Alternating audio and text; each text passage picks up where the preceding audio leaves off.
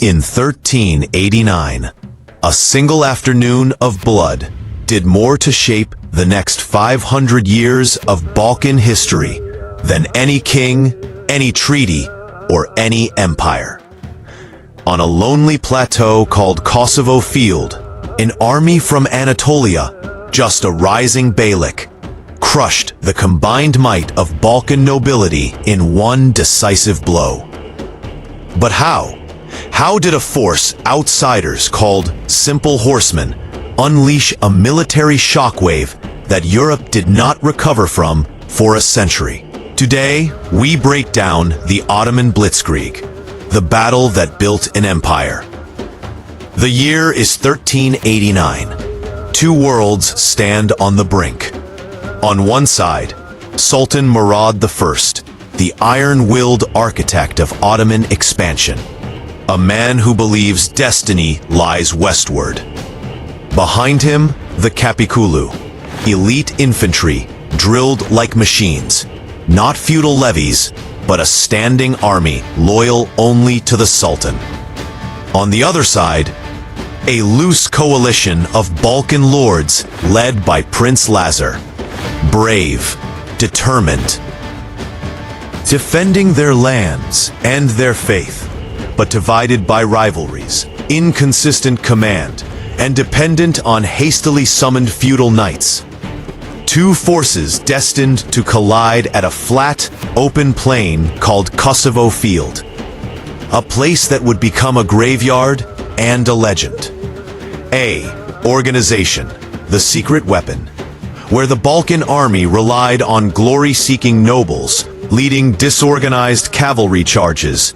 The Ottomans moved like a modern army. Center, disciplined infantry. Wings, elite cavalry ready to flank. Rear, a full reserve force, held back for the killing blow. This was unheard of in Europe at the time.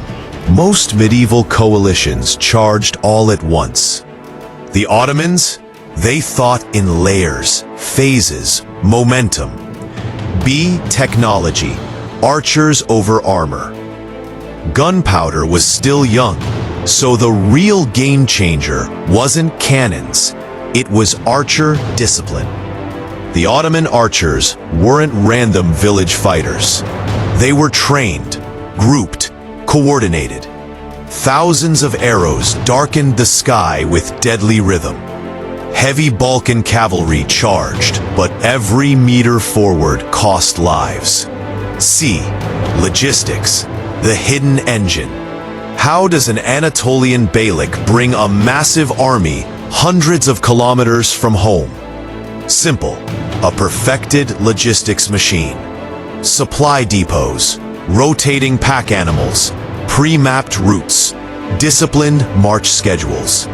While European lords argued about who should lead the vanguard, the Ottomans marched like a clock. This was not medieval warfare.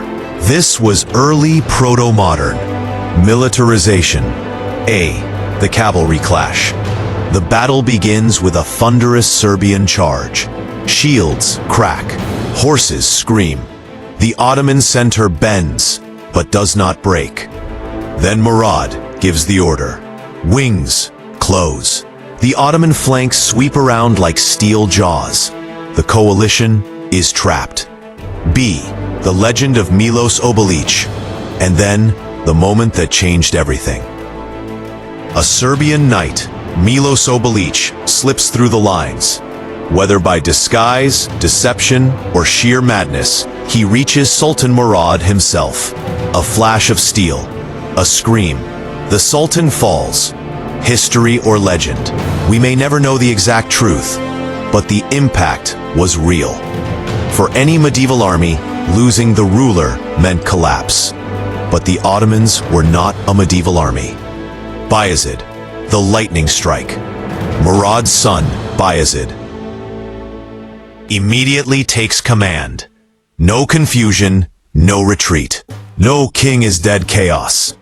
He orders a ruthless counterattack. The Balkan line, already stretched and bleeding, shatters. What began as a bold charge ends as a catastrophic rout. A. Military consequence. The coalition's destruction removes the last major obstacle between the Ottomans and the Balkans. In the 15th century, the floodgates open.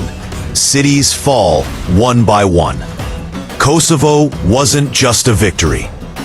It was the launchpad for the empire's European conquest. B. Cultural consequence. The Kosovo myth. For Serbia, the defeat becomes something deeper, a national memory, a symbol of sacrifice, identity, and eternal struggle. Poems, songs, epics. The Battle of Kosovo becomes more than history. It becomes myth. C. The Sultan's legacy. Murad I becomes the only Ottoman sultan ever killed in battle. His death is tragic, but the Ottomans' ability to continue the fight instantly proves their institutional strength. This is why Kosovo wasn't just a battle. It was an Ottoman blitzkrieg, a rapid, organized, overwhelming strike by a disciplined military machine. So what's the real lesson here? Empires aren't built on luck. They're built on structure, organization, discipline.